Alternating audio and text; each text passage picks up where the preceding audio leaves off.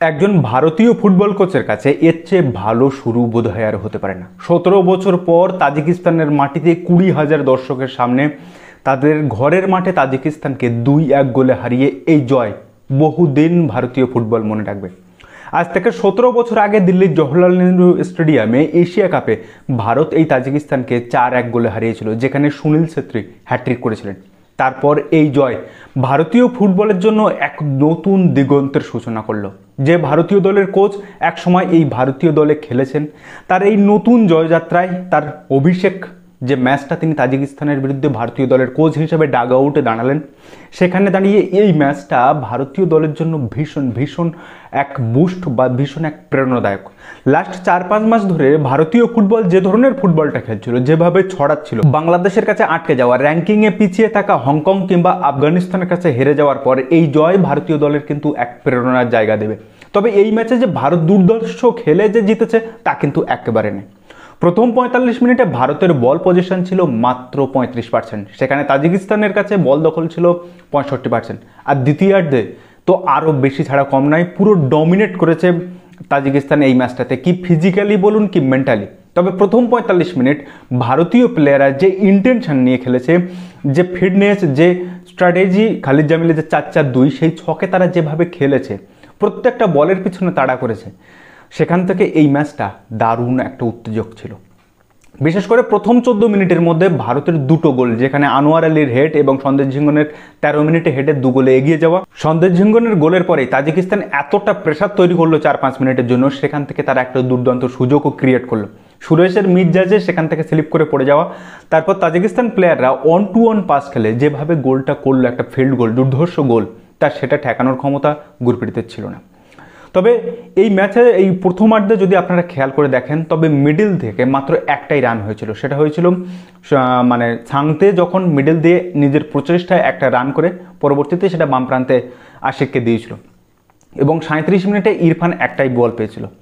তবে গোটা ম্যাচে ভারতের যত আক্রমণ হয়েছে সেটা বাম প্রান্ত দিয়ে বেশি হয়েছে আশিক কুরনিয়ান, ডান প্রান্ত দিয়ে বিক্রম প্রতাপও এগিয়েছে কিন্তু ক্রস ভাসাতে পারেনি। তবে সুভাশিস বসুর পরে এই প্রথম কোনো একটা লেফট ব্যাককে আমার খুব মনে ধরেছে, আর সে হলো মোহাম্মদ উবাইস। এখন এ কতটা ভালো হবে কতটা খারাপ হবে সেটা প্রশ্ন পরে আসে, তবে প্রথম ম্যাচের নিরিখে আমারও এটুকু বলতে অন্তত দ্বিধা নেই যে যেমন থ্রো তেমন বাম পায়ের সচলতা এবং সেই রকম হেডিং পজিশন, দুরন্ত পারফরমেন্স করেছে মোহাম্মদ উবাইস এই ম্যাচটাতে। এবং যে দুটো গোল হলো হেডে, সেই গোল দুটোতে দুই ডিফেন্ডার ব্যাক আমাদের আনোয়ার আলী এবং সন্দেশ ঝিঙ্গন দুজনেই গোল করলো, এবং দুটো থ্রোই কিন্তু এই মোহাম্মদ উবাইসের কাছ থেকে এসছে। আজ সেকেন্ড অর্ধ শুরু হওয়ার পরে যেভাবে তাজিকিস্তান প্রেসার শুরু করলো, গোটা ম্যাচে তাজিকিস্তান 10টা কর্নার পেয়েছে, ভারত সেখানে মাত্র 3টে। গুরপ্রীত সিং সান্ধু যখন দল থেকে বাদ পড়লেন, তারপরে যেভাবে তিনি কামব্যাক করেছেন, এবং এটা এই ম্যাচটা তাজিকিস্তানের বিরুদ্ধে ভারত যে এই ম্যাচটা জিতলো, এটার মেইন ক্রেডিট যদি আমি কাউকে দিতে বলেন তবে সেটা হচ্ছে গুরপ্রীত সিং সান্ধু। ওই দ্বিতীয়ার্ধ শুরুর 5 থেকে 10 মিনিটের মধ্যে কমসে কম 6 থেকে 7টা এমন সেভ করেছে যেগুলো থেকে গোল হতেই পারত। আর 72 মিনিটে বিক্রম প্রতাপের ওই ভুলে পেনাল্টি পাওয়া এবং সেখানে ওই দুরন্ত সেভ। তারপরে যদি গুরপ্রীত সিং সান্ধুকে ম্যান অফ দ্য ম্যাচ না বলা হয় তবে কাকে বলা হবে? 10 থেকে 15 মিনিটের মাথায় খালিদ জামিল 3টে চেঞ্জ করলেন, মাঝমাঠ থেকেই 3টে চেঞ্জ উঠলো, সুরেশ, জ্যাকসন এবং ছাংতে উঠে গেল। তাদের জায়গায় নামলেন নিখিল প্রভু, দানিশ ফারুক এবং মহেশ। তবে লাস্টের দিকে যে লাস্ট 10-15 মিনিট খেলা হয়েছে সেকেন্ড অর্ধে, সেখানে ভারত প্রায় 7-8 জন মিলে ডিফেন্স করেছে। বরিশ সিং, আনোয়ার আলী, চিংলান সানা, সন্দেশ ঝিঙ্গন, ওদিকে আপনার মোহাম্মদ উবাইস আর রোশন সিংহ নেমে গেল। মানে ভারত এই লাস্ট 15 মিনিটে 8 থেকে 9 জন ডিফেন্স করেছে। অন্যদিকে তাজিকিস্তানকে যদি দেখেন, মাত্র 2টো ডিফেন্সে খেলেছে, এবং কি ফিজিক্যালি কি মেন্টালি বারবার আক্রমণ করে গেছে এবং বারবার গুরপ্রীতের হাত বাঁচিয়েছে, তো কখনো পেনাল্টিতে পা বাঁচিয়েছে। অন্যদিকে গুরপ্রীতের এই অতিমানবীয় পারফরমেন্সের পর যদি ভারতীয় দলের সেকেন্ড পজিশনে যার পারফরমেন্সটা না বললে সেটা তার কৃতিত্বকে ছোট করা হয়ে যাবে, সেটা হচ্ছে সন্দেশ ঝিঙ্গন। প্রথমার্ধে সন্দেশ আনোয়ারকে সঙ্গে নিয়ে ঠিক যে কাজটা বরাবর করে সেই কাজটা সুন্দরভাবে করেছিল, কিন্তু সেকেন্ড অর্ধে পুরো ব্যাক লাইনের রক সলিড ডিফেন্সটা করে গেলেন সন্দেশ ঝিঙ্গন। এই সেকেন্ড অর্ধে তো কমসে কম 15 থেকে 20টে হেডার তিনি বাইরে পাঠালেন। হোয়াট আ পারফরমেন্স, কি দুর্ধর্ষ এক লিডার ভারতীয় দল এই সন্দেশ ঝিঙ্গানের মধ্য দিয়ে পেয়েছে। তো ভারতের এই ম্যাচটা জিতলো ঠিকই, মাঝমাঠ বলে যেটা সত্যি মোহনবাগানের যে 7টা প্লেয়ার 5টা যে ডিফেন্স মাঝমাঠের যে প্লেয়ার তারা না থাকায় ভারতীয় দলের মাঝমাঠ যে একেবারে কিচ্ছু নেই সেটা কিন্তু বোঝা গেছে। তবুও প্রথমবারের জন্য কাফা নেশনস কাপে অংশগ্রহণ করে নিজেদের থেকে 27 ধাপ উপরে থাকা র্যাঙ্কিংয়ের দল তাজিকিস্তান, যারা মেন্টালি এবং ফিজিক্যালি দুর্ধর্ষ ফিট একটা দল, তাদেরকে এইভাবে হারানোটা এবং লাস্ট মিনিট পর্যন্ত 2-1 যে ছোট্ট মার্জিনে আটকে রাখা, এর কৃতিত্ব অবশ্যই ভারতীয় ফুটবলারদের দেওয়া উচিত।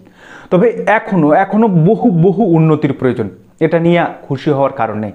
কারণ এরপরে ওয়েস্ট এশিয়ার জায়ান্ট যাকে বলা যায়, যেমন ইস্ট এশিয়ার জায়ান্ট যদি বলা হয় জাপানকে, তবে ওয়েস্ট এশিয়ার জায়ান্ট হচ্ছে এই ইরান। সেই ইরান এদিনকার আফগানিস্তানকে 3-1 গোলে হারিয়েছে। 1 সেপ্টেম্বর এই ইরানের সঙ্গেই match. Hope for the best.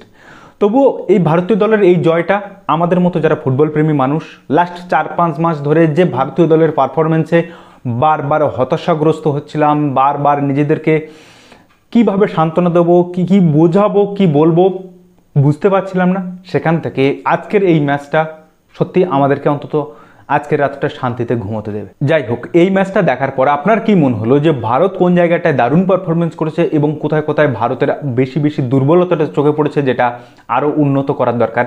তবুও খেলার শেষে আলটিমেটলি 3 পয়েন্টটাই জরুরি, সেটা কিন্তু ভারত পেয়েছে।